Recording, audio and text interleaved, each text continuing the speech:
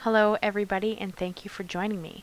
This is Sierra from Sierra T Designs, and today I have this simple pink ombre floral anniversary card to share with you. So let's jump right in. So to start, I am going to blend on 3 Distress Oxide colors. I have Spun Sugar, Kitsch Flamingo, and Picked Raspberry. I'm also doing this on a piece of Bristol Smooth cardstock. This was the first time that I've blended on Bristol Smooth, and it was really enjoyable. I generally use Hammermill or Nina Solar White, and I've never had any problems with it, but I have heard that people love this for blending, so I thought I would try it out. And it's really nice. So if you struggle to blend, you could definitely give this style of cardstock a chance. The smoother the cardstock, the easier I find the blend to be. So that's definitely something you could try. I also have a tendency towards domed foams, and these are the scrapbook.com ones. I haven't had a chance to try the Ranger ones yet. However, I will try them because I love the dome foams and I want to know if there's a difference between the two. So once I get some in my hands, I'll let you guys know what I think. But for now, I do think domed foams are just the way to go. And I just blend back and forth between the colors until I'm happy with what my blend looks like. Okay, so then we're going to jump straight into stamping out the big image. So this is Simon Says Stamp's Beautiful Flowers stamp set with the large floral. And I'm just stamping it onto a regular piece of cardstock. This is just what I use for my bases generally. And I've lined it up 3 squares up in my Misti because I wanted to stamp, as you saw from the picture in the beginning, this on both panels and then trim down my pink panel and then adhere it on top. So I needed my placement to be exact so that I could line it up once I've trimmed it and kind of make it look like the image is going outside of the colored panel. So I am going to stamp it in Versafine Clair Nocture ink, and I just stamped it once each time. I found the Misti got a really good impression, and this is a beautiful ink for stamping, so it was no issue. You do need to let it dry before you go and touch it, or it will seep or smear, but I had no problems.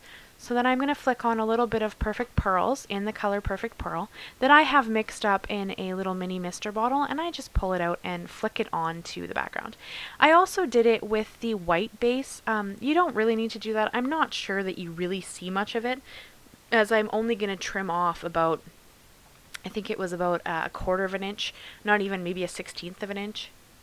I think it was a 1/4 of an inch on each side, so you're not probably really going to see the Perfect Pearls that I flicked on the background, but just in case, I did it on both backgrounds. And then I did set them aside to let them dry a bit before I started trimming so that it didn't smear the Perfect Pearls in the background. And I just brought in my trimmer and trimmed down the background so that I had about a 1/4 of an inch on each side. And here you can see that I'm just trying to line it up.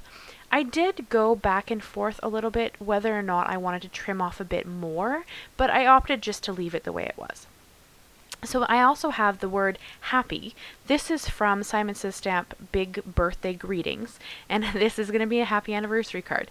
So I am going to white heat emboss the word happy right onto my background with Versamark ink and some Brutus Monroe Alabaster White embossing powder. That's my preferred embossing powder. I think it's stunning with most things, so I tend to use it, but I mean, you could use any embossing powder that you own. And if you can see it there, I did get a little bit of embossing powder stuck on the flower, so I didn't quite let it dry long enough. No problem, I just brought in a paintbrush and just flicked it off before I heat set it. I had no issues. You could absolutely do this. Make sure that you let it dry longer, but I had no problems just sweeping off a little bit of the powder that I got in the background. And yeah, then we're going to go right into heat setting it. So you will be able to see the difference here. So right now you can see that it's kind of grainy, and then once it's heat set, you can see it gets to be bright white and stunning. So you can really, it's pretty easy to tell there when the heat setting is finished. I'm just going to hold it up for you. I did also bring in Simon Says Stamp's You Have My Heart stamp set because I wanted the word anniversary, and it's the only stamp set I own that has happy anniversary in it. So I stole a happy from a birthday set that I have and then the anniversary from a different set because I wanted it to be a happy anniversary but with the anniversary raised up on a piece of black cardstock. I opted to bring in the black cardstock because I felt that it really went well with the black stamping on the background. I think this idea would look stunning in gold as well, and I'm probably going to see if I can try it with some different things, but like a different stamp set and a different color background and whatnot. But I did think seriously about doing it in gold, and in the end I went pink, black, and white, just to kind of give a little variation and have the pink really pop on the background. But I think it would look stunning with gold as well. And I am going to use my trimmer just to trim this down into a little label. I really wanted it to be kind of thin, and then I'm just going to add it on top of the word happy.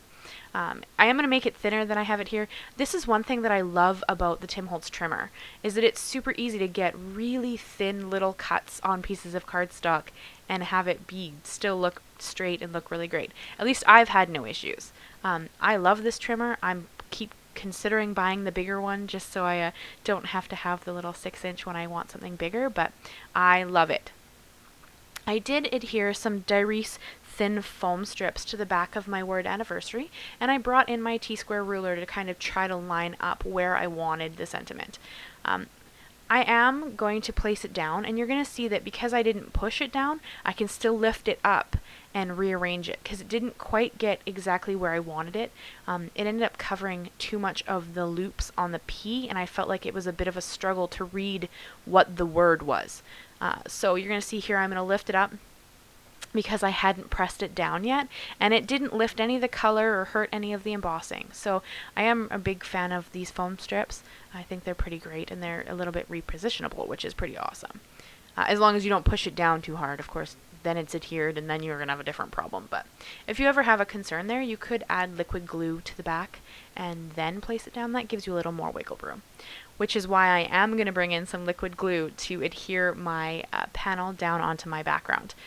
Because I did need that wiggle room to make sure that it lined up exactly with the image underneath it.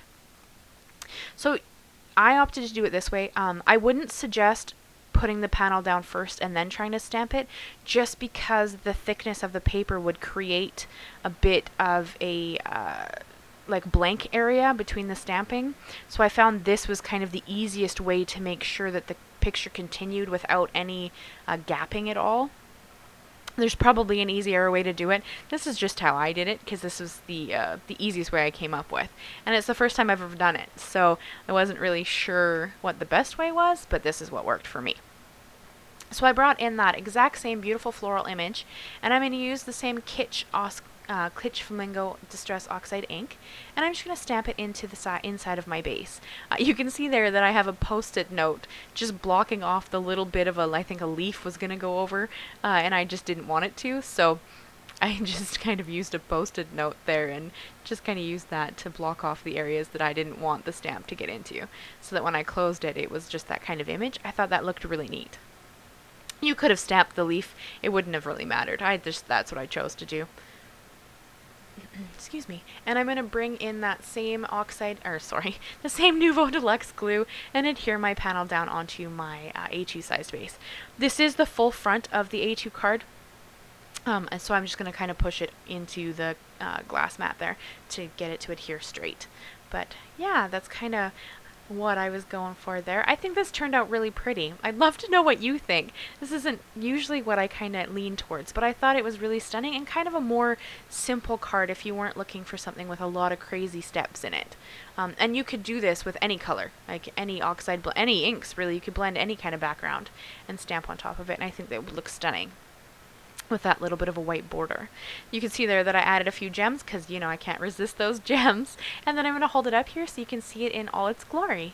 That is the card I have for you guys this week. I would love to know what you think. If you want to leave me a comment, leave me a like, and consider subscribing if you haven't already. I have a new video every Monday, and then I join in some fun hops whenever I can. Thank you so much, guys. I'll see you again soon, and have a great day. Bye-bye.